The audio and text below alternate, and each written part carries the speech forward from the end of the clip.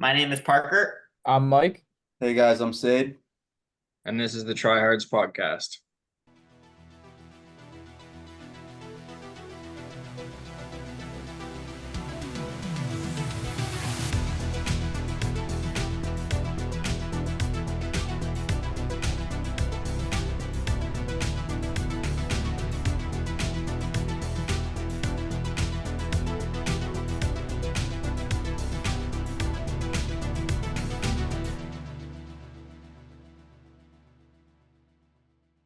Welcome back, everyone, to yet another episode of the Try Hard podcast featuring yet another guest. As you heard, it is not just the three of us. Today, joining from, once again, Canada. I don't know what it is with all these Canadians here on the Try Hard podcast, but we have another friend of mine who I trained with while I was visiting and training up there last year. Cam, now I know you sent me a voice memo of your last name earlier today, but I already forgot it. So do you want to come on here, do a quick little introduction, and yeah, tell the Try Hard audience who you are, what you do, and why you're joining us today? Yeah, so my name is Cameron King Gillis. And yeah, I guess I still am because I'd love to keep doing them. A triathlete. I started off rowing, so doing crew as a lightweight, and then I transitioned to triathlon a couple of years ago, and I did triathlon pretty seriously for about 18 months, 2 years. And then in the last year, I've like really pivoted over to track cycling. It's a lot of fun. And yeah, Parker invited me on. I've been listening to you guys for a while. I like your stuff. Um, yeah, I think overall it's been a bit of a ride. And then this year I am the race director for an Xterra up here in Canada, in Thunder Bay, Ontario, to be exact. And yeah, that's given me quite the insight on the other side of the coin. And yeah, there's lots to talk about there. So we're gonna be talking about Cam's experience rowing, track cycling, and race directing, and then speaking of fun and interesting races, Mike had quite the experience this weekend, so I'm sure he'll do a race recap, and then we're going to be touching on Ironman Frankfurt. But yeah, do you guys have any questions for Cam? I guess just kick things off. I know, Seid, you're kind of talking. You had a question or two when we were Yeah, chatting up definitely. there. So just I think can we just hear your like original background with rowing and then how you got into endurance sports in general? Yeah, like I uh I hope this woman doesn't listen to this podcast. I don't think she would. But when I was in grade nine, I had a crush on this girl, and she was going to the rowing club meeting, and so I was like, you know what, I'll go along as well. Anyway, so I that's how, like, straight up, that's how I started rowing, and she quit pretty soon thereafter. We're like quite good friends now, but yeah, so that's how that started, and then I really like fell in love with the endurance sports. I really like the training. I'm a morning person, so I liked being up early, and like especially with rowing, because you do wind up getting up pretty early. Like as a high school student, you get to see the sunrise every morning, and that was just like I think I didn't appreciate that until I was older, and then I was like, damn, like that was pretty special. And I've been fortunate now in training. I spent a lot of time outside, so yeah, if I'm up early enough, I get to see that. And then that's kind of how it started. So I rode when I was in high school, and then in my undergrad, I rode for a varsity program as a lightweight. And then in 2019, I went to Canadian Nationals and got recruited by the University of Victoria to row as a lightweight for them. And then yeah, went out to Victoria the year that everything shut down. So there wasn't a lot of racing. There was a lot of training, but it was really cool because like the nothing against the university that I did my undergrad at, but it was like it was a high enough performance program, but it wasn't like a feeder school. And UVic is a really big feeder school. Like a bunch of the guys on the team are carded, so they're getting money from Rowing Canada. They're really fast, and so yeah, being in that environment was incredible. Like you get to train alongside national team athletes, and it really like gives you an idea and some perspective of like the kind of habits, like the kind of high performance habits you need to um, that you need to develop or that like other people have developed. And it was, yeah, it was a really good ecosystem to be training and racing with. So I was with them until kind of the fall of 2021. And then I was in an accident that kind of messed up my back. So unfortunately I had to stop rowing, and I kind of just yeah, was idling around for a long time. I found the transition from like doing high performance sports since I was like 15 till I was what, like 22. Yeah, it takes up a lot of your time. And then when you don't do it anymore, you're like, man, I just have like 3 hours every day to just kill. Like this used to be filled with something fun and enjoyable, and now I'm just like at home. So yeah, that was kind of rough. And then fortunately, I got connected with someone who suggested that I start doing triathlon. So yeah, started doing triathlon, loved it, still love doing it. Yeah, like a lot of other people, like I fell in love with the training. I love racing, so it was cool to be able to do like lots of races. There's so many local events. And yeah, for triathlon, when I jumped into it at the beginning, I started with a lot of the short stuff. So I was doing sprint distance and I was doing Olympic distance. But the second triathlon I actually did ever, I was working at this school and this guy was like, "Oh, you should try this race. It's like up island on Vancouver Island." He's like, "It's really hard. It's like a mountain biking triathlon." And I was like, you know what? Like, whatever, like I'll give it a go. So I signed up for it and then I realized I needed a mountain bike for it. So I picked one up and started training. It was like Were you gonna do it on very your off the TT cuff. bike? Pardon? Were you gonna do it on your TT bike? Dude, no. I will tell you though, I did have someone send me an email about the Xterra that I'm running now if they could ride the course on a TT bike, which I was like, no, You should have said this is sure. like it needs to have suspension, man. Like aero is not the thing that's gonna get you through the course fast.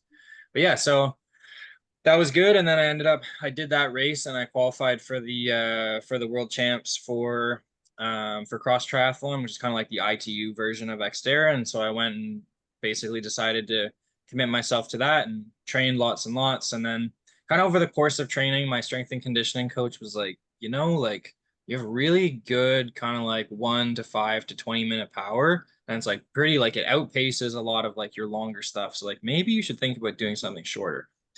And I was like, oh, I don't know. And he was like, you just see about track cycling, like see how this season goes, and then maybe like maybe give that a go. So I was like, all right, sounds good. And anyway, as the course of the season went by, like things were good. I had a number of really solid age group placings. Like I won a bunch of races and like podiumed a whole bunch of them too on the age group level. But as far as like jumping over to elite or pro, I had a pretty sizable deficit in the swim. And like my run times, I could probably do a decent run in isolation, but certainly not after the kind of bike that like the draft legal guys would be doing. So yeah, in the fall of last year, I went down to the track in Milton, Ontario, and yeah, I tried it out. I talked to a couple coaches there, showed them some of my power files, and they were like, "You should seriously pursue this." So I was like, "All right, sounds good."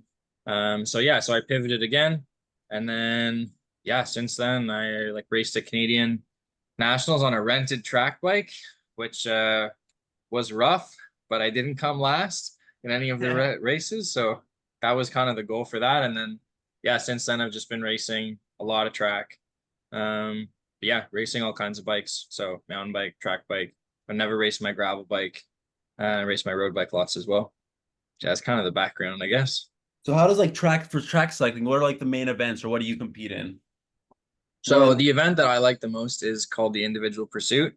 So it's a 4 kilometers from a dead stop, which on the 250-meter tracks, which are the new ones at 16 laps. So you start in a gate and yeah, you just go balls out until you cross the line or until you blow up and then cross the line. But that's kind of so that race is an individual pursuit. There's a team version of that where you have like 4 guys and you're all drafting behind each other, which goes by a lot quicker, obviously, because you're getting the draft benefit. But you're in TT bars. They're not really TT bikes, but you're in TT bars. And then there's the shorter event, so like the kilo, which is a kilometer, again, dead stop until you cross the line, so 4 laps. And then there's a whole bunch of sprint stuff. So if you've ever watched the Olympics and you see like those sprinters and they're like creeping around and you see there's a lap counter and it's a race, you're like, why aren't they doing anything? Only the last 200 meters of the race is timed. So basically what they're trying to do, like they're dropping like 2,500 watts. So they don't want to like go too early and have the other person hop in their draft. So it's like, it's probably one of the most tactical races ever, but the actual like racing part of it is so short. So those are the match sprints. And then there's another one where there's like 6 people behind basically an e-bike or like a motorized bike, and they ride around, and then the bike brings them up to, I think it's like 55 or 60 kilometers an hour. I don't know what that is in miles, but pretty fast. And then they race from that speed. So it's kind of like, that's a cool race to watch because they're already at speed. So they're already like, they're kind of jostling for position.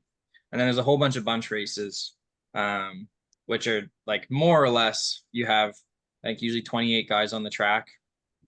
And there's different rules. Like one of them is the first one across the line wins a scratch race. There's ones where like you win points for sprints every like 10 laps. There's one where you win points for sprints every 1 lap, which is brutal. And oh yeah, and then there's the elimination race, which is also really easy to understand. I know this is a lot. The track disciplines are like crazy, but basically you ride around, you have however many riders, let's say there's 28 riders.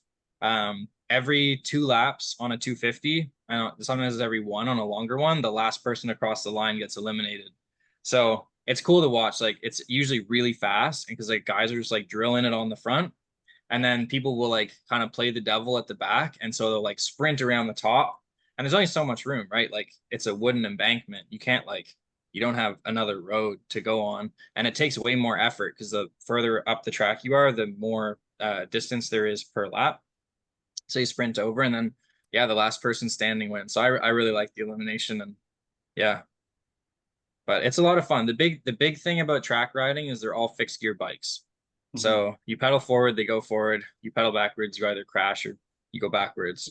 And there's no brakes. So it's you need to pick the right gear. So you change like the front chain ring and the tooth in the back, or the cog in the back, and you're trying to like pick a gear that's appropriate for the kind of racing that you're going to do, because you don't want to spin out if someone has a bigger gear and you're going like, I don't know, 55, 60 kilometers an hour, like yeah, What do you you're usually pedaling ride? pretty fast. Yeah, What's that? what's your front chain ring? It kind of depends. Like I have pretty small ones because the team that I race for hooked me up. But like usually it'd be like a 54 for bunch racing, probably like a 54-13, I would say. Yeah. And how long do the events last? Like you said that 1K and the 4K? Like Yeah. So the 1K and the 4K are just distance. And then the other ones are all variable. They're usually based on no, but laps. like So like so there's how long did it take you to do that? So like a 4K race. the 4K. So the world record for 4K is just under 4 minutes, which is crazy. That's from a dead stop. Like you're averaging like 60 plus kilometers an hour. It takes me like just under 5 minutes. Was the last one that I did, which was a while ago, which is not bad. And then for the team pursuit, the Australians just set a record in 3 minutes and 40 seconds, which is like astronomically fast from a stop, right? So but yeah, the longer races, like the elimination is usually like 10, 12 minutes, depending on how many people are racing. The sprints are really short, like a couple minutes. Really, it's just like one max effort. And then the bunch races are usually laps. So at the Olympics, the longest bunch race for the men was 200 laps of a 250 course. Yeah. But typically you're looking at like 60 to 80 for those longer ones. Yeah. Wow. So what does a typical week of training look like for you then? Are you doing a lot of easy volume, or are you just doing a lot of just like high watt like sprint efforts? What does like training look like for you weekly for Yeah. track cycling? Yeah, that's a good question. It's pretty variable. So in the wintertime, I do a lot of weights, or like maybe not a lot of weights. A lot of weights for a cyclist. I'm not like a bobsled or rugby player or something, so I'm not hitting it 5 times a week. But yeah, so I'm probably lifting for like three times a week. So I'm doing like 3-4 hours in the gym, and then I'll usually have 2 or 3 key sessions, and most of the time they are VO2 sessions, or like the short ones are like VO2 sessions, and then I typically have like one longer one. So I'll do like, I don't know, like 5 by 5 minutes on, 3 minutes off. Or like 3 minute interval, 3 minute intervals, 5 minute intervals, 8 minute intervals, which all And what's suck. like kind of power that you're hitting in like for those workouts, and then also for the races, if you want to share? Oh yeah, yeah. So for the short ones, like the 3 minute ones, I'm probably doing like, I did it like 3 days ago. was like 4:30, 4:35. So 3 minutes on and then 2.5 minutes off, 3 times, and then 10 minutes off, and then again. And then another four 1 minutes, and all the 1 minutes were at 500. Which like, dude, 3 minute efforts are too short. Like, they hurt way more than they have any right to. And then usually like the 5 minute ones, I'm like in the ballpark of like, I don't know, like 390 to 400, depending on how I'm feeling. So it's not bad. I find that like when I'm in track season, they feel a lot better and the power is higher because they have like less residual fatigue. And then yeah, for like threshold stuff, what I did in the middle of the summertime, which was not a track block, it was a road block, but I did 4 by 45 minutes at like 285. And that like, dude, that was an awful workout. I mean, it went well, but it was like I was done. I got off my bike and just like sat down at the end of this guy's driveway for like 10 minutes, and I was like, all right. And then I got back on my bike and rode home. But yeah, so typically like I'd say I usually lift about 3 or 4 hours, and then in the wintertime I'm on the bike, I don't know, 15, 16 hours. And then in the summertime, I'm usually on the bike like 18 to 20. And then I drop my weights down to like 1.5 or 2 hours. So it's usually like 2 sessions a week. And yeah, it's like in the wintertime, typically it'll be like 2 VO2 max and then a threshold session. And then everything else is pretty much just like zone 2. Are these like so like for these key sessions, are you hitting them on the trainer, or do you go to the track to hit like these intervals? Does it like do you necessarily Typically, practice on the track, or does it like does the trainer translate pretty well to the track? yeah, that's a good question. So one of the kind of unique things about track cycling is there's not a lot of torque that you need to produce like when you're actually riding it, because like you have the momentum of the like the chain is bringing everything around, right? It's a fixed gear. And so it feels very different than when you're on the trainer, because when you're on the trainer, like you have to produce the torque effectively. Like there's no flywheel basically. And similarly on the road, like on the road, you can get a pretty good sense of when you're like on top of the gear, if you know what I mean. Like when it doesn't feel like you have to like force it to turn over when you pick the right one. But in the summertime, I try and do my intervals on hills or flats. I, for whatever reason, find it hard to put out a lot of power on flats and like also ride safely, and kind of like pay attention to what's happening. Plus, if you're on like an undulating road, like dude, trying to put out near 400 watts downhill is like super sketchy. It's not a good time. Um, but yeah, in the wintertime, it's a blend. So last winter, I wasn't at the track very much, so it was all on the trainer. Um, and then this year, I will be at the track for the wintertime. So I'll have 2 days. I'll have like 4 to 6 hours on the track, and I anticipate spending a lot of the time, like a lot of the key sessions will be done on the track. Because the big thing, or where I was going with this, is on the track, it feels harder to produce watts for the same effort, because one, it's relatively like, I mean, it's basically flat because you're going in circles. But the other thing is like every corner you're being pushed into the corner. So it's like for any of the mountain bikers out there, like it's like you're being compressed into a berm. So in the corners, it's kind of like, oh, like you feel like you have like kind of an extra oomph, like something to push against. And so you can put out that extra torque and like generate more power.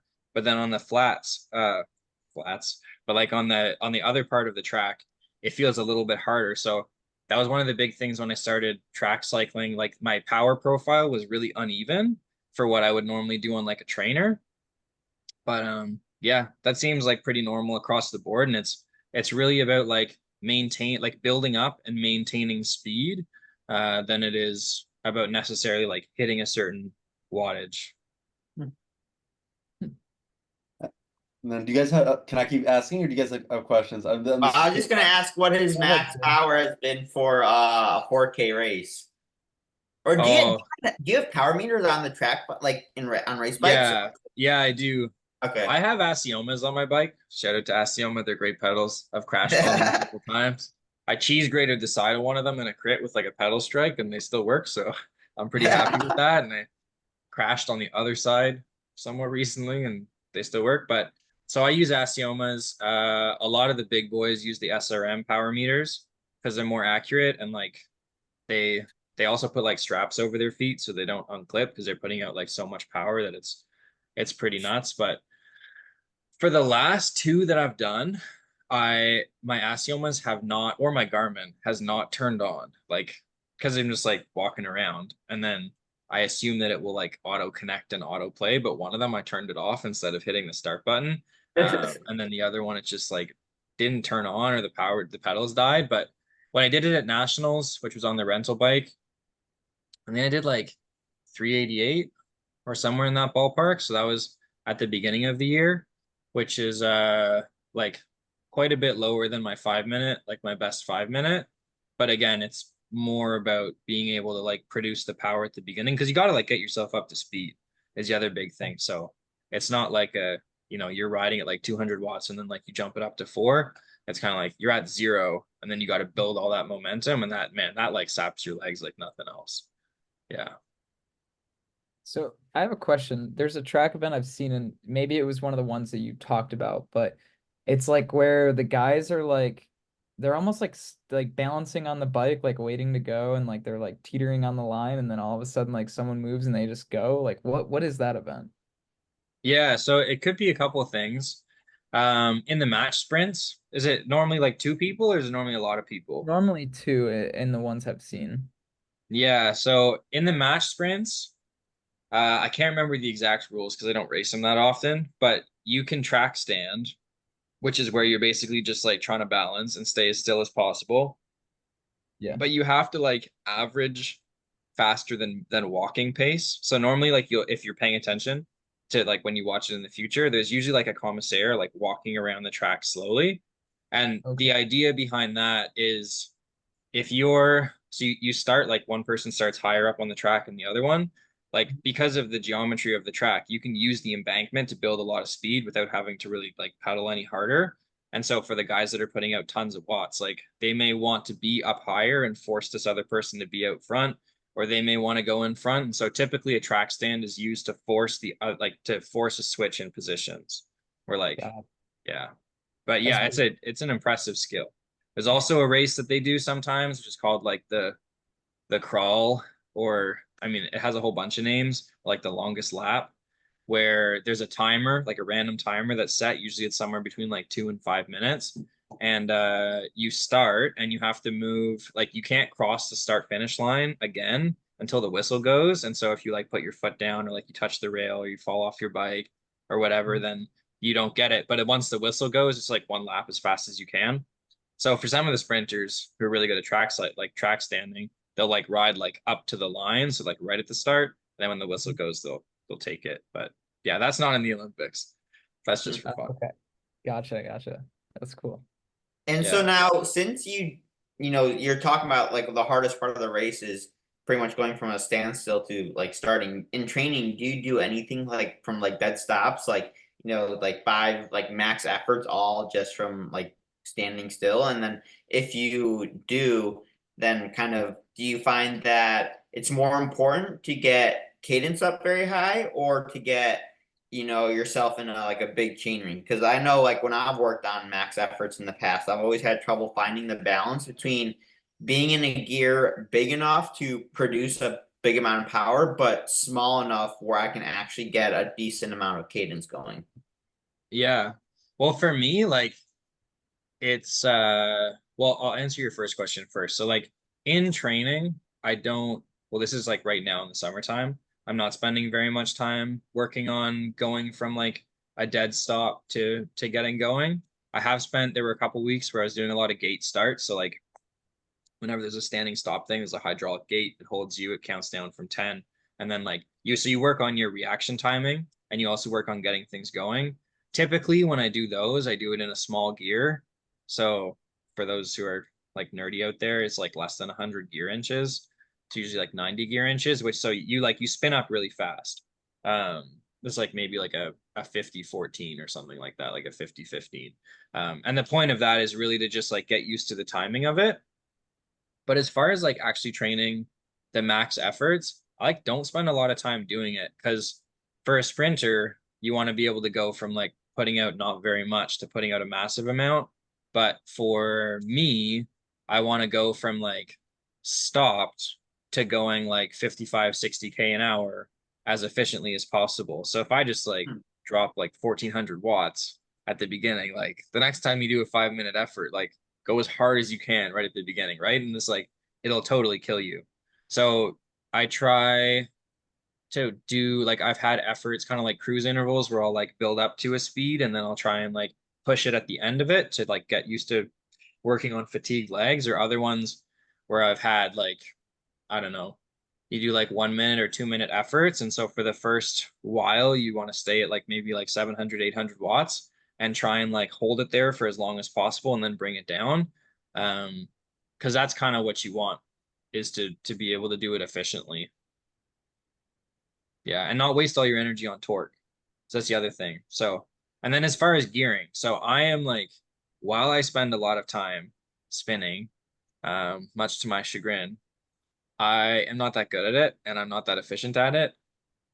So kind of like when I'm racing, I play a little bit more to my existing strength. And when I'm training, I try and like push new things because I know that I can do reasonably well on a gear that maybe I can only spin up to like 100 RPM for my effort instead of one that I can spin up to like 110. But yeah, I would say like internationally, the people who are doing the pursuit are probably sitting at like, I don't know, like 108 to like 115, probably maybe a little bit faster on the team pursuit, because when you're in the draft, you'd want to spin it up a little more. But yeah, I like the torque, but you have to, just because it feels good doesn't mean you're going fast, right? So What's the max power you've ever hit? the max power I've ever hit was like 1600 watts Whew. or 1585. Yeah, which is, it's all right. I know a lot of people who can do a lot more than that, but yeah, it's not bad. And then in terms of like the bikes themselves, like the gear for it, you said you rented your bike. So Yeah. like I know there's like some track cycling bikes have like the aero bars, but some don't, right? Some have just the curved like handles, right? Yeah. So tell me about the bikes, and then some also. I know some events have both have the like disc wheels, like front and back, but some don't. So like, what's the difference between Yeah, that? that's a good point. So all of the timed events, I believe you are allowed to do it double disc. Mhm. I may be wrong about, no, I think I'm right about that. You can double check this, but typically, like I know I can have a front and a rear disc when I'm doing the individual pursuit, and I know that people can do the same thing for the team pursuit. The big thing about having a front disc wheel is it makes the bike a lot harder to navigate. So typically it's not like you don't run a front disc wheel in any kind of like bunch racing because it like gets to the point of kind of being unsafe. Whereas when you're like riding, so the track has 3 lines on it. There's a black line, which is where the 250 is measured on, or like however long the track is. And then about, I don't know, like 2.5 feet up, maybe it's only 2 feet, there's a red line. And so between the red and the black is a sprinter's lane. And so like effectively, if you're within that, you're probably doing about the distance of the track every time you go around. And then approximately halfway up the track, there's a blue line. And so if you're above the blue line, like you're doing substantially more. And typically like the corners are a lot steeper above the blue line. So anyway, all this to say, when you're riding in the sprinter's lane or like when you're riding on the black lane, and that's the point of your race. So for like doing the kilo, for instance, or any of the time stuff, you can usually have both. And yeah, for the bunch races, I don't entirely know. I have a tri-spoke front, so I don't really have the option to run a disc front, but it's yeah, it's fast enough. And then yeah, as far as the bikes go, so typically people will have interchangeable cockpits. So all track bikes, most track bikes, you can change out the setup. So because you don't have any pesky brakes or gearing, it's pretty straightforward. Like on a lot of the more modern ones, you have like the same stem and collar that you would on a road bike, and so effectively it would be like changing out your stem and your handlebars on a road bike. And yeah, you get it fit however you need it to be fit. And then yeah, there's some regulations with like how far out your bars can be, but they're pretty similar to like the normal UCI stuff. And then yeah, the TT bars are like the pursuit bars. you only use for timed events, and you only use them for the kilo and the pursuits. You don't use them for anything else. And usually at most tracks, you're not allowed to ride with them if there's other people on the track doing stuff, because you don't want to spear anybody. And then the bunch bars, which are the other ones that you see, so they're like more kind of curved around, like they look like traditional road bike handlebars. Usually that's what guys run during the bunch races, just because they're more comfy. You can navigate really well. And then the sprinters have like all manner of like weird bars where it's like if you took your road bike and you like squished the handlebars so that your drops are like only an inch from the top. And usually that's so that they can produce as much power as possible and then like slide their hands in. So they're like super narrow and like this. Oh, yeah, that's the other thing. Track cyclists love narrow bars. Like I'm talking like 24 centimeter bars. I don't know how far that is in inches, not very far. Like most road bikes are, yeah. Like I've raced against guys and I'm passing them and they're like literally riding like this. I'm like, how are you navigating? Like this is crazy, dude. Like, yeah, not good. So yeah.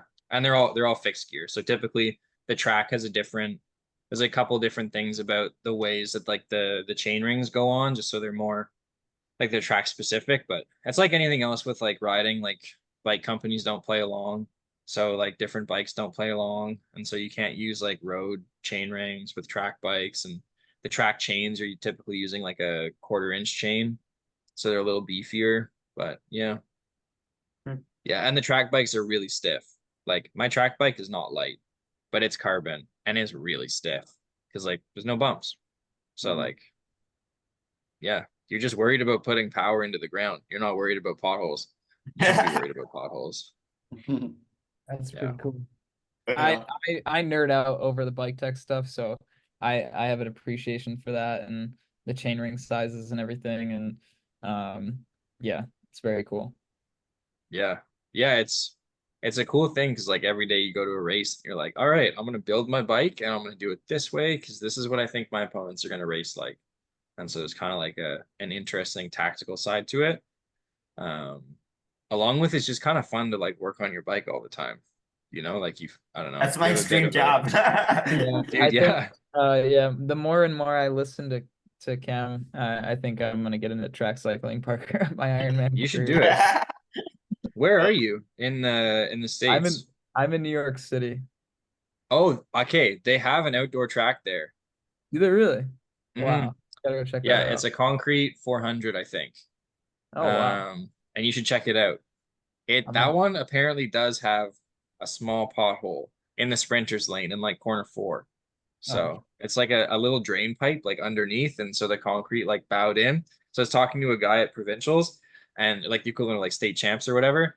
And he was like, yeah, man, if you ever come race here, like you can't come out of corner 4 above like 60K an hour. You'll get bucked and you'll crash. It's like, okay, thanks. But yeah, you should check it out. There's a track. So After I think Ironman it's Maryland. yeah, dude. yeah, I see that. I think it's called maybe Kisena Velodrome.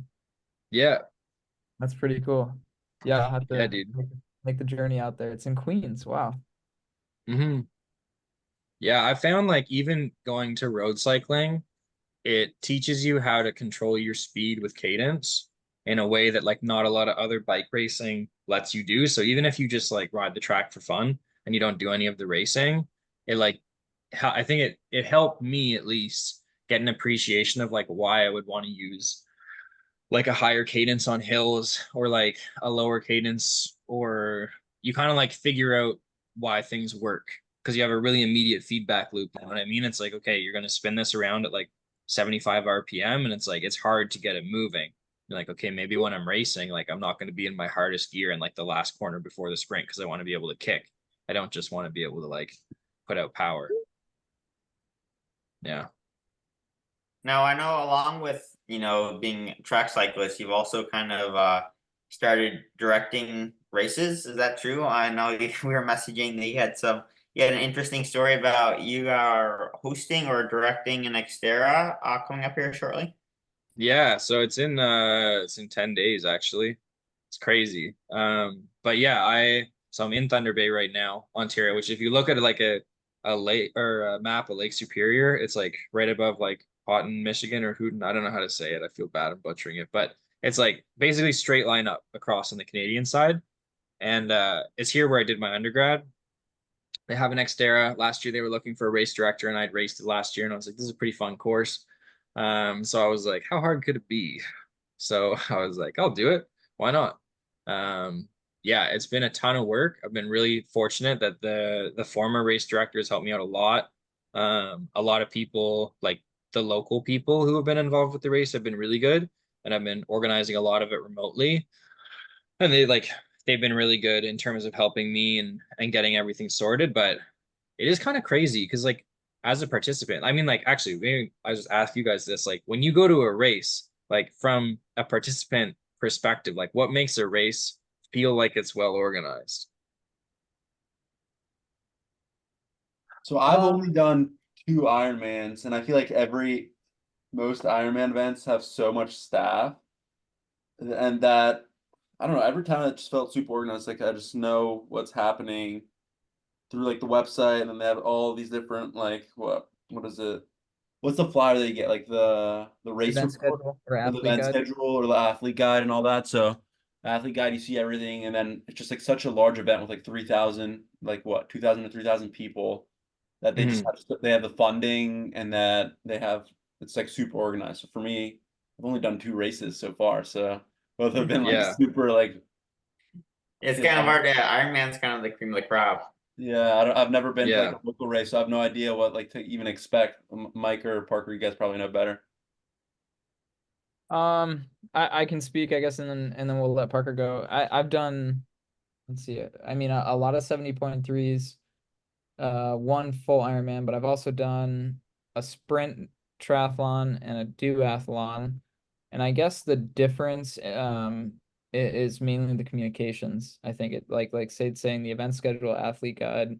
Um, I think it's yeah, something more about I guess the website course maps too. Like how well is the how like ahead of time like one thing I wish Iron Man would do that I think would be great, and for Xterra, it's probably a little different because like you're not like probably on conventional roads, but like making a GPX file so that you could actually like download the course. Like I don't know if there's any races I've gone to that actually have that. So if for like a normal triathlon, I think that would be very helpful because there have been times like I think Lake Placid, the course was like quite a bit different than the course map on certain turns on a new section they added. But for the most part, probably communication, course map, event schedule.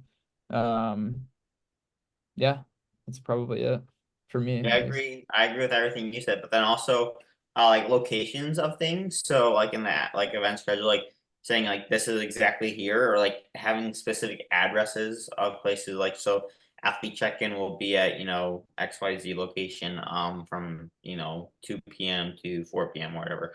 And just also making sure like the athletes have enough time to get everything done. Just so they're not rushing, not super late either. Like I know the last race I did, the athlete check-in didn't start till like 5 p.m. like the night before the race. And I was like, that's definitely not ideal. So it could have been a little bit better organized that way. But yeah, I think just besides that, everything that Mike and Seid have already said. Yeah, no, all that stuff makes a lot of sense. It's interesting with the GPX file because like I felt very similarly, and I'd like often find myself like going online and making my own GPX file of the race and being like, I remember for when I went to Worlds in Spain, like it was like honestly the event was pretty good. I didn't have a good race, but it is what it is. But I was like on Google Earth, like looking in on the trails, and I'm like, I'm pretty sure that's the line that we're taking, and then yeah, there were some last minute changes and stuff. So this year, like for our race, the event coordinator that I'm working with has a background in like GIS software and stuff. So she put together like these really, really phenomenal maps. They're like you can like Very cool. interact with them. You can download the GPX files. It's really solid. But Yep. then also we've produced a list like the honestly the course hasn't changed that much from last year.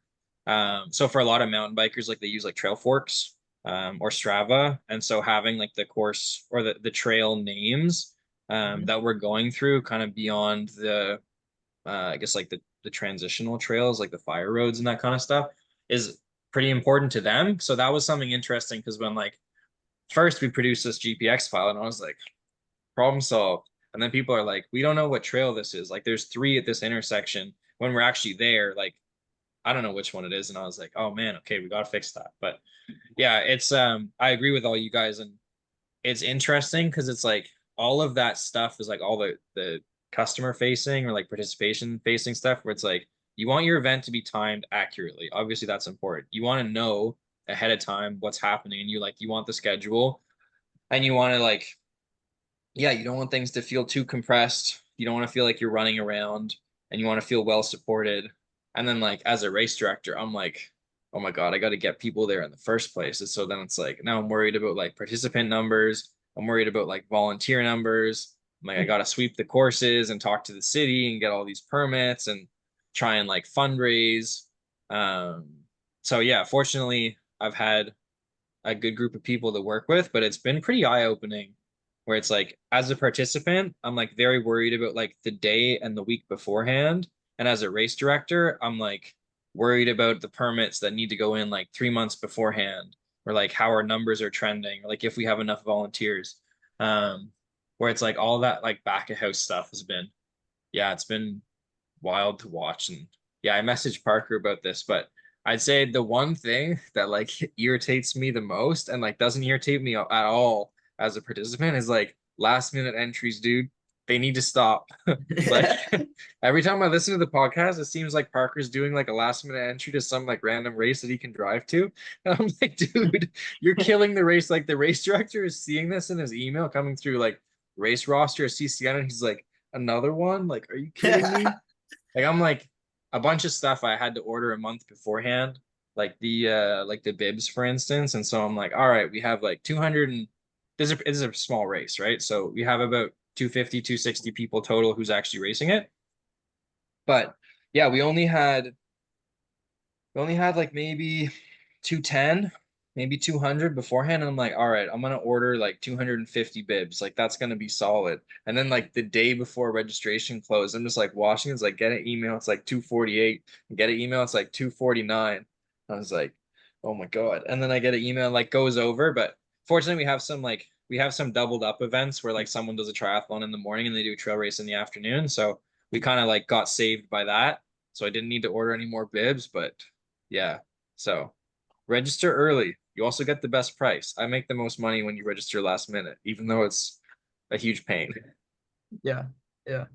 So how far in advance from the race did like you start like even begin planning, permitting all of this? Is it like 6 months, 9 months, a year?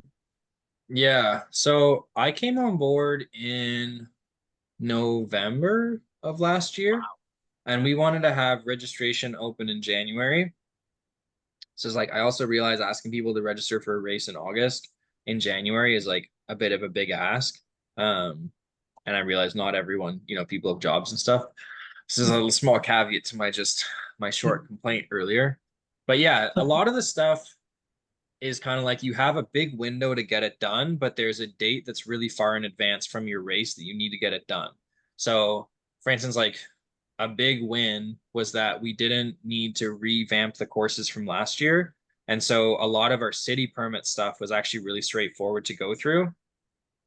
But then like we needed insurance. And then like the insurance company or like, different people need to be named on the insurance certificate. And like you don't always find out everyone who needs to be named like 6 months in advance, even though you might need to submit it like between kind of like the 6 and 3 window. And so there's last minute changes to stuff. But it's weird because a lot of the paperwork is a lot of work, like a lot of like time that you're spending doing something. And then like once it's submitted, you're kind of like, all right, like I'm just gonna wait for insurance, or I'm just gonna wait for like the race to get approved. And then a lot of the stuff getting closer to the race is it's like it's not a lot of time or work. Like you might just be like calling people or sending emails or whatever, but it's like pretty critical stuff where you're like, okay, if I don't have this person like marshaling this corner, I don't want people to like send it down the double black. I want them to go down the blue trail. You know what I mean? Or like some Yeah. things are weird because it's like they'll be like, oh, we're only gonna do like the EMS stuff, for instance. They have a like the next 3 months or the next 2 months often that are like scheduled for, and they only kind of move in that window. So once like it opens and it's 2 months beforehand, you need to like get it in as quickly as possible. but then you don't want to be, sitting around and you're like, oh, it opened today. I guess I'll start working on it now, because some of these applications like take quite a while to sort out. So yeah, it's a big puzzle. It's a lot of fun. Um, but I'd say, yeah, kind of like it starts gradually and ramps up. Yeah. And now I'm just like losing my mind. And how many days or weeks out are you again? I'm 10 days out. 10 days out. Do Yeah. you think you'll do it again, or is it too Yeah, soon? it was a lot of fun. It is a lot of fun. Yeah, That's I think yeah, there's some things that I would change. Um, but like, yeah, I think the more times you do it, especially with like a similar race, the easier it gets. Like we were just talking about like Ironman, Ironman runs good races because they're in the business of running good races, and then because they've been doing it, and they're like, it's not like some kid in their 20s as the race director. It's like people who are paid to be there and to run the race. Like that's their full-time job, right? So yeah. it's a little different when it's pretty much all volunteers. But yeah, I think the more you do it, the better you get at it. And like you learn every year. Like last year they did last minute entries like day of, and I texted the former race director last year. I was like, what do you think about day of entries? And he was just responded, no, period. And I was like, all right, good to know. Good to know. Yeah. So yeah. One more thing on this, because every Ironman, they're similar, but there's subtle differences between them, because like I think a lot of them are done by local race directors, or at least some of the 70.3s. I don't know about the fulls. But Ironman Texas, I remember just going there as a spectator. They made like a custom Google map and like highlighted over, not so much the map of the course itself. I think they did have it outlined. But it was more like where each event thing was. So like where the finish line will be, where is the athlete village, where is the swim start and like practice swim. And they had that all highlighted out and marked on this like nice custom Google map that I don't think I've done a single 70.3 that had anything like that. And then Ironman Lake Placid didn't have it. I know Ironman Maryland does not have that. So when I found that, or maybe I haven't seen it yet. I know Sage, you're smiling. Did you find that? I thought you made that. No, I made my own so that I would like I took a copy of that one and then made my own. Oh, Started highlighting points where I thought it would be good for me as a spectator to get video okay, of cool. guys. But no, they had one of their own that I was like, oh, this is amazing. Like this is helping me because like as an athlete, like you just need to know where, registration is, where the finish line, swim start. It's pretty simple. But like as Yeah, a man. spectator, It's I'm like like trying signage to. and volunteers getting you through the course. Like you're usually good. Yeah, but like as a spectator, I was like, this is awesome. Like I know exactly where I need to be at certain times. Like I was able to build it all out. But yeah, most races I know of don't do anything like that. I think that where did I see that done? Maybe it was like golf tournaments that I did as a kid. They would do stuff like that, or I can't remember where I used to see like maps like that. Mike, I Forget. have a Yeah, question they're for you. useful. I have They're a useful. did you have bike catchers at Placid? Yes. Yes. Maryland doesn't have bike catchers, I don't think. So they didn't have him last year, and then the athlete guide it says that you have to rack your bike yourself, which I was surprised because Oh. my two previous ones did have bike catchers. I think it's all about like how many volunteers you have, and I think Maryland's like a smaller race. They don't really Yeah. have many volunteers. It's like a small town. I like the idea of no bike catcher. I don't like other people Really? like. Oh, yeah, interesting. I'm very particular of it. So No as you know, one else can touch Red Rocket. no, no, no, no, no. How Yeah, does it work with bike catchers? Like I've never done a race with bike catchers, and I wouldn't trust it on an Xterra, dude. You're gonna like it's not a good situation. Catching a mountain bike is a little hard. yeah. It's like as soon as you are about to get to that dismount line, you just hop off the bike, and then it's really more of a handoff than it is like I've Mm. seen some people like really throw their bike, and it's like you don't need to go that you don't need to throw it that hard. Like just hand it to them, and they'll get it. Um, It's nothing too crazy, but I often see more people screwing up bike handoffs because they did that at the like I think all of the 70.3 worlds they usually do bike catching, or at least in St. George they did. And you know, a lot of people coming in way too hot because like they're like, oh, I have a bike catcher, I'll just like, you know, toss it over to them, and it's like, you know, you're tossing a 20 to 20 plus pound bike at someone that like they're not ready Yeah. like for that, like at that speed. So it's like just slow down, and you're not going to save that much time, maybe 2 seconds. But Yeah, I know. Yeah, that makes sense. I don't know. It's interesting with like the on the volunteer side, like we have a lot of volunteers, we don't have a ton. I can definitely see them getting repurposed, or they're like, oh, like this would be a cool addition to have, but yeah, you definitely want to make sure that the people who are doing it know what they're doing. Like, well, actually, here's a question on preference. So, well, at like aid stations, when you're getting water, do you prefer to people just like hold it out, like like the cyclist style, where they just like hold the top of the bottle and they don't move their hand, and you just grab the cup from underneath, or do you prefer it where like people have it like flat on their hand, or when they try to hand it to you? I don't like when they hand it to you, but I've never noticed the Yeah, dude, difference. handing it to you never works. Yeah, I just like No one I can hate gauge it when speed. I hate it when I call something out like Gatorade or water and they don't like respond to that. Like I'll like Yeah. call out like Gatorade, Gatorade, and they'll be like, Here's water, here's a gel." Like, no, I want my Gatorade or something like Yeah. yeah. But I've never really noticed the difference. How about you guys? I mean, I've had my fair share of funny experiences at, you know, aid stations where I'm like, I do the same thing. I'm like, water, water, and then like someone's like, here's water, and I grab it, and it's like mortal hydration splashing on my face. It's like, oh, that felt great in my eyes. Or like when like a little kid hands you a cup of what you think is water, and it's just all ice, and like you just grab it quick and throw it on yourself, and it's like you just got ice, and you're like just hitting you in the face. But yeah, I think just like holding it out, Yeah. because when I was at Placid, the pros were on their second loop and I was on my first loop. And I forget which pro it was, but he got maybe I think it was Michael Weiss. He got really mad at a volunteer, because the volunteer like held it out to him, and then like because they didn't want to like get in his way, they kind of like pulled back a little bit. And he like got super mad that they pulled the drink away from him as he was trying to grab it. And he's like, "Don't back up!" And like I was like, wow, like he got really fired up about that. I'm like these, you know, these people don't know. They're just there to help. And I remember I actually volunteered at a triathlon before I ever did one, handing out water. And I don't know. I think just like holding it out is probably best. But some aid stations, they just leave it on the table too. I've had that happen, and like that makes it even harder to grab it. Yeah, So dude, you hit somewhere in one and half. it's like 10 over. Yeah, yeah. Hmm. Now I know. Speaking of races and whatnot, you want to kind of talk about your race you did, your Correct. The you people might want to hear some about your kayak race. yeah. So I'll give a quick recap. A little bit of background. Where I'm from is Auburn, New York. Live right near Owasco Lake. It's one of the Finger Lakes, and they have a race. I can't remember if this was the 45th or 46th running of the race, but it's called the Great Race, and it's a pretty big event in Auburn. Like the size has kind of dwindled over the years. I remember when I was younger there used to be like 500 or 600 teams.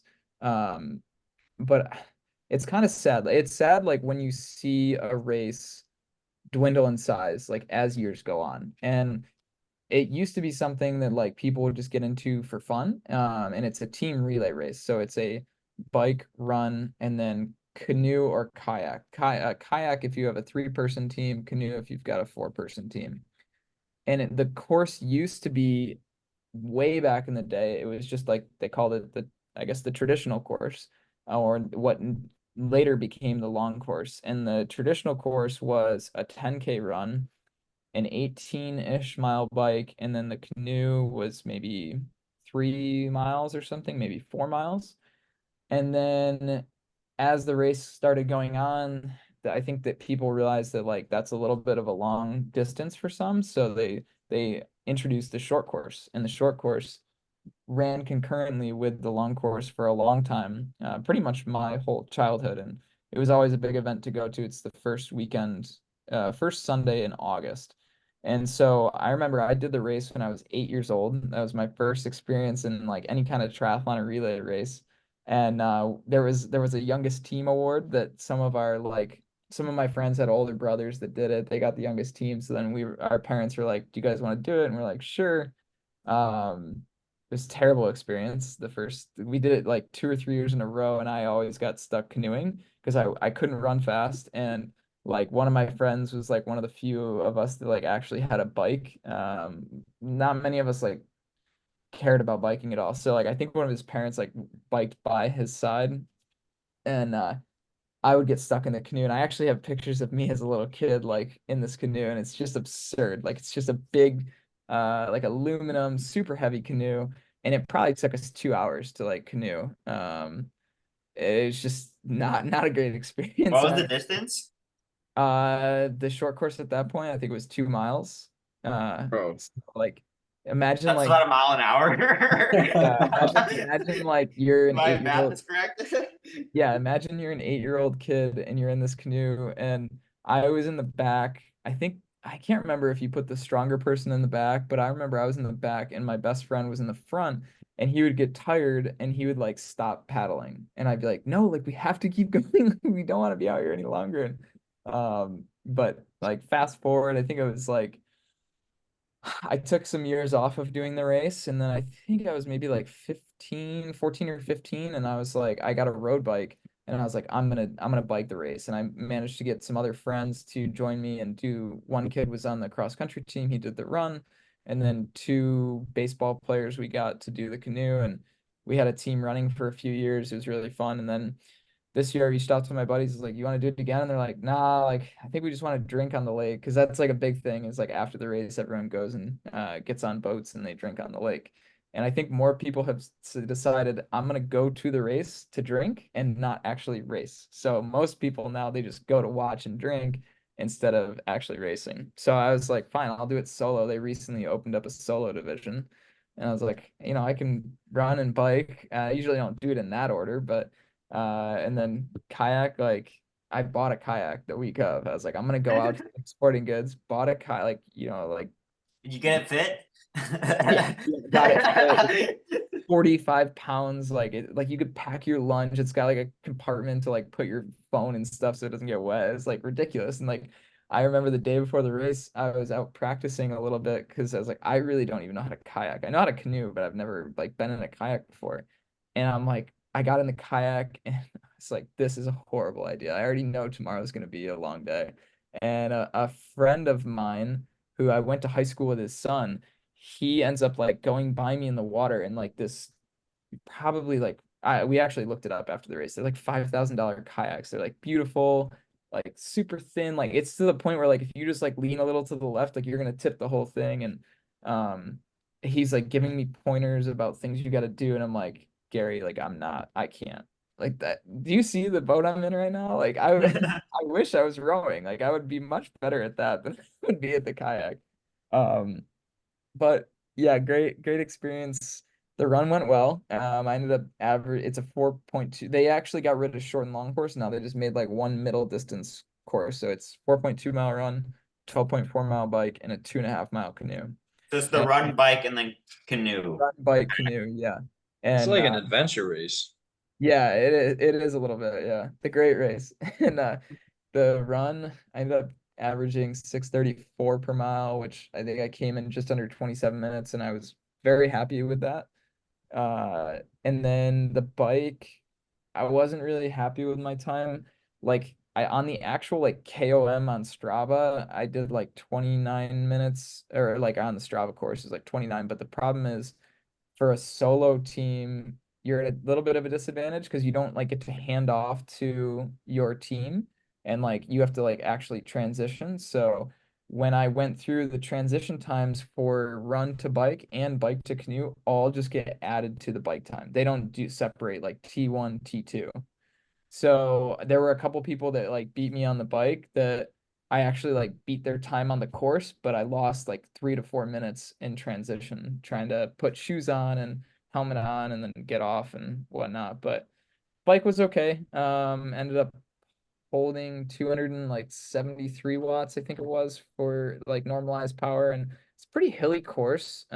It's almost like one of the courses where you could, it might even be faster to do it on a road bike, but I don't really ride my road bike very much. So And then running into the kayak, that was an experience. I think it took me like 44 or 45 minutes on the kayak. I was like, it took me longer to kayak 2.5 miles than it did for me to run 4.2 or bike 12.4. I was like, this is stupid right now. I went into the water with a 5-minute lead on the rest of the solo division and managed to lose the solo division by 16 minutes. So I got beat in the water. 16, Yeah, I got beat in the water by 22 minutes. brother. Yeah, it was really bad. I remember at the very end of the race, there was a girl who was probably no older than 10 years old canoeing with like her dad, and like they just passed me in the last 10 seconds, and I was like, I'm never doing this again. Like this is horrible. I just got my butt whooped. But I also like was racing really hard for that like hour or so of run bike, and I did not have much energy left. I kind of left it all out there.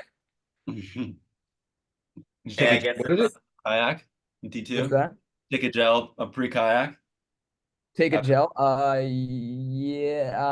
On the bike, I had some carbs in a bottle, and then I had a like a little handheld bottle that I ran through a transition to get some like mainly just electrolytes. I don't think I did any carbs. I took one gel on the run at like 3 miles. So I think next time, if you ever do sign up for this race, I was talking to Mike after, we're gonna have to throw in some. I don't know how we can practice kayaking in like a 500 square foot apartment in upstate New York, but we'll have to find out a way because getting out kayaked by 22 minutes is yeah, I don't think that's acceptable. I'm So just gonna I'm just gonna contact Gary next year and tell him I want to be his biker, and then I'll get somebody to run, whether it's you, Parker, or Ezra. Someone's coming to run. Mm. Oh The yeah, lead, the there's lead runner was 4:57 per mile. Whew. Yeah. Holy hell. Flying out there. They always get a couple like high school and college track kids to come and race for people.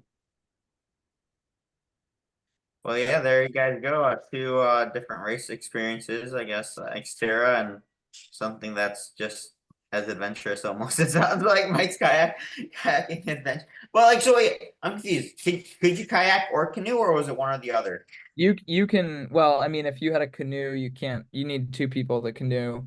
I did actually see out there a double person, like a two-person kayak, which I feel like would be like almost like cheating. Like that would be much faster than doing like a canoe.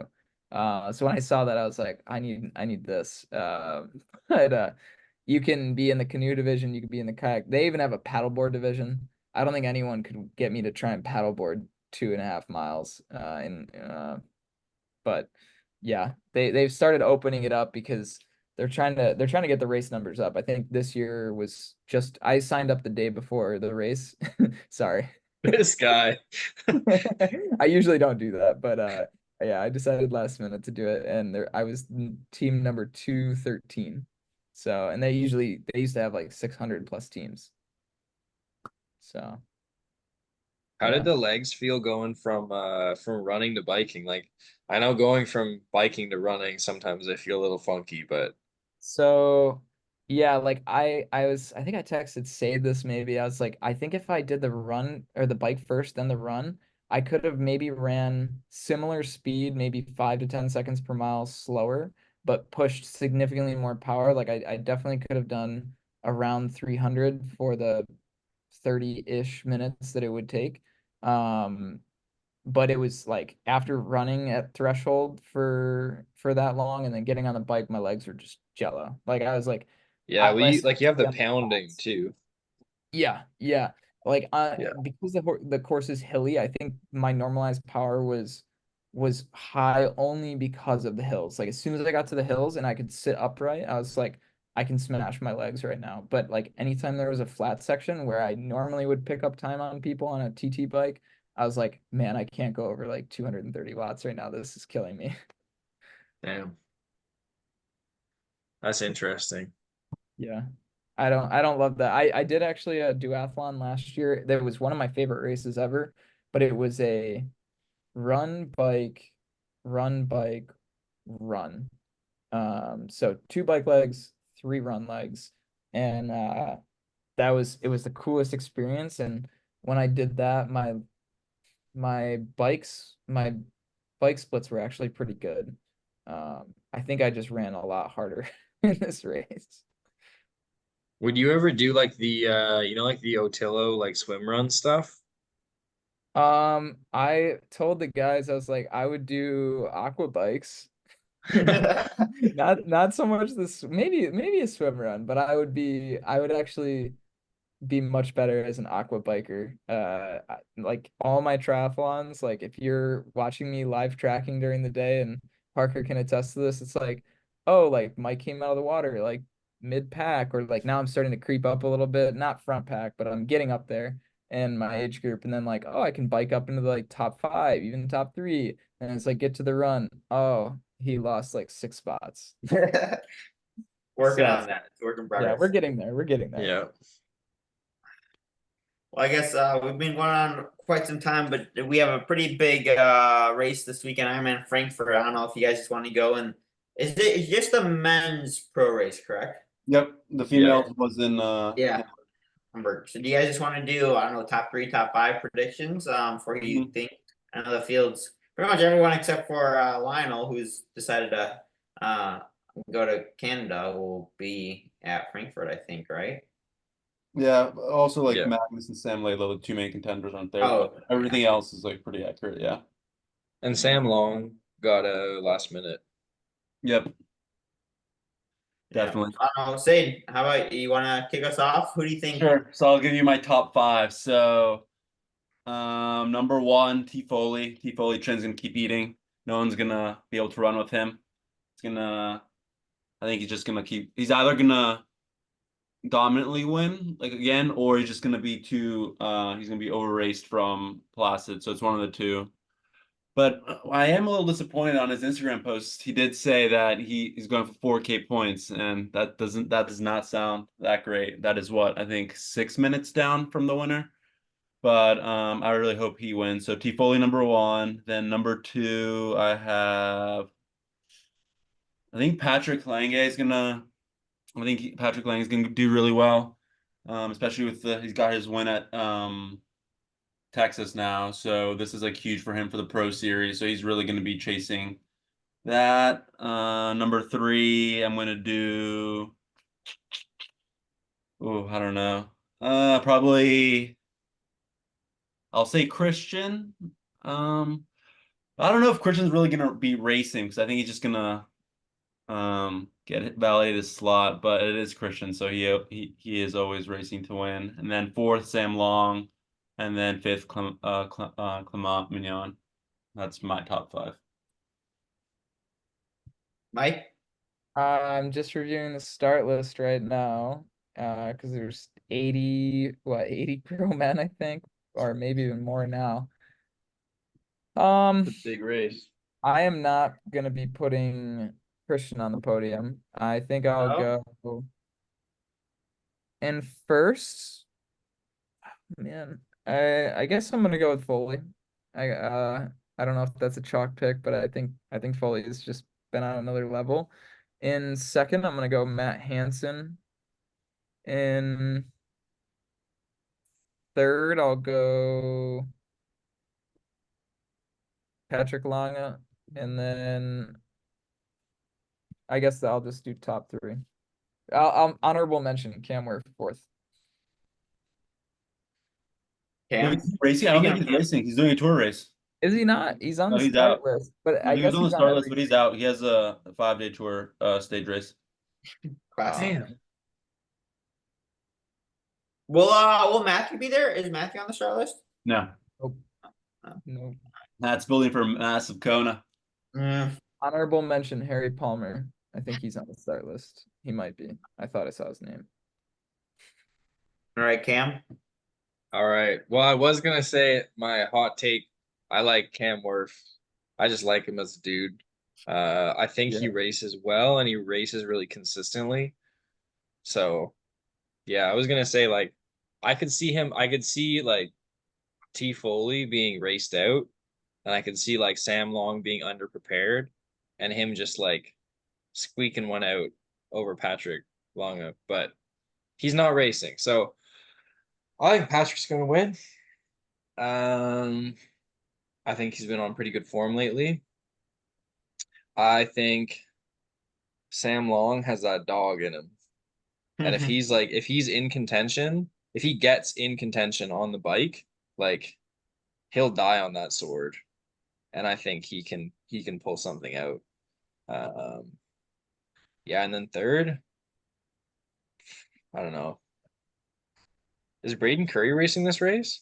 He I think is he is. I think so. for sure. He He's is. had a funky season though. Hmm. I don't know. Yeah, that's the one thing. Braden Curry, he's just been traveling so much, and you were mentioning this earlier with travel. And he's been like going Yeah. like all over the place too. So I feel bad for him.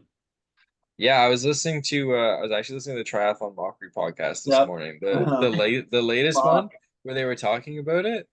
And yeah. I liked Skipper's like he's just like he's in it to win it. So I Yeah, think he's gonna die by it. I'll continue my hot take. I don't know if it's a hot take. I think Braden Curry's gonna get third because he's gonna go home with shame if he Mhm. doesn't. Or maybe Trevor Foley. I don't know. Have we seen Trevor Foley have a bad day? Not Yeah, this year. not this Because year. I don't know, Every time like, he has. is he like, I don't know, like Christian bad day where like he's either winning or he's like blowing up, or is he like a Yeah. Cam Wurf bad day where he goes from like maybe top 5 or podium to like top 10? Prior to Lake Placid, I think Trevor Foley did either 3 or 4 Ironmans, and he said I think he like DNF'd or like blew up in almost every one of them, something like that. Like he, yeah, maybe DNF just one and then finished the other 3, but like blew up, and so that's why like he was also super emotional at Lake Placid because of that. Like everything just like went according to plan. But Yeah, yeah, I yeah, mean, I I don't know if like he's him. ever had like that bad of a 70.3. Like he's pretty dialed at that distance. Yeah, that's true. That's true, dude. But Sam Long is like the king of 70.3s. Yeah. So I don't know. Yeah, I'd Uh, say that's my top 3.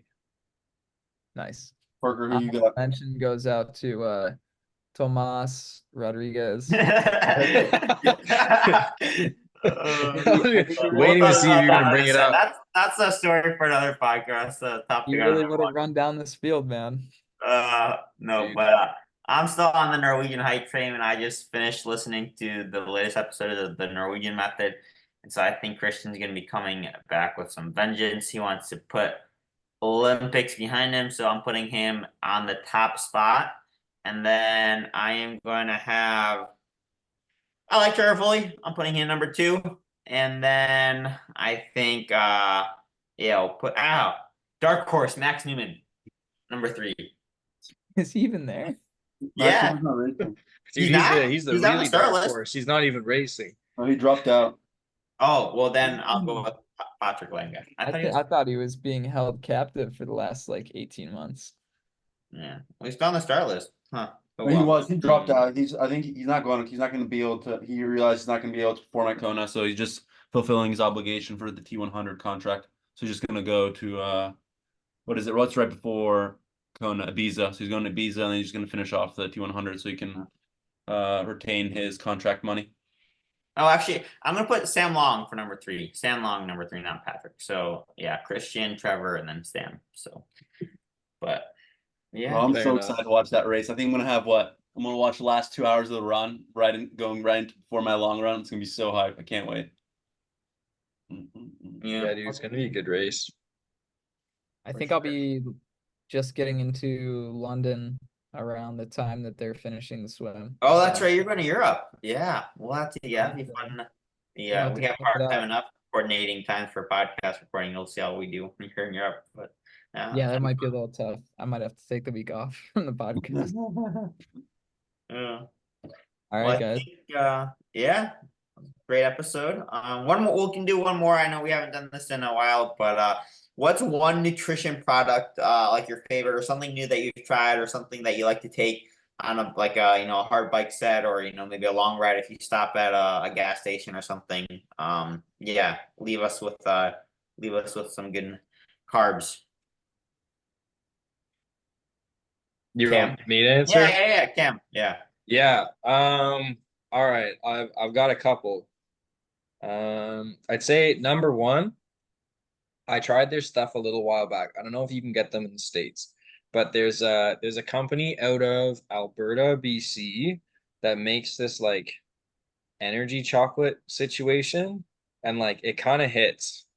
I don't know, like I if you like the rich flavors, and if you're yeah, they're called Seven Summit Snacks, and the chocolate is really good. Like I would just eat it on its own. But they make them in like these little like gel things, and so you can like tear off the end, and if it's a hot enough day, they've designed or like the chocolate melts and it turns into like a gel, but it's kind of nice. Just like something to chew on, or like if you're, I don't know, you can like put it in your cheek or whatever and kind of enjoy it for longer. So, and it's like it's a good tasting gel. So, I don't know. I'm kind of on the real food train a lot of the time, like with some exceptions, but I don't know. I really like that. And then the other big one that I just tried recently, or no, I hadn't tried recently, but I hadn't had it for a long time. Spark Nutrition, which is another Canadian company, makes some isotonic gels, and they're just like a good consistency, and they're super tasty. So I'd say the Seven Summit Snacks, their goji berry one, which is the Everest flavor, and then the yeah, really any of the gels from Spark I really like. There you go. So yeah, yeah, and if you have to, gas station glizzy, dude, it gets it done. Well, I was gonna ask you actually, since you're Canadian, what's your go-to Tim Hortons order? I usually have a coffee with cream Oh, or black coffee. Yeah, boring. dude, but Tim Hortons coffee is not what it used to be. I must say it is it's seriously fallen off. So yeah, I don't know. It is what it Probably is. You have since to they put the cream expanded in to it. America. It's what, sorry? Probably since it's expanded to America.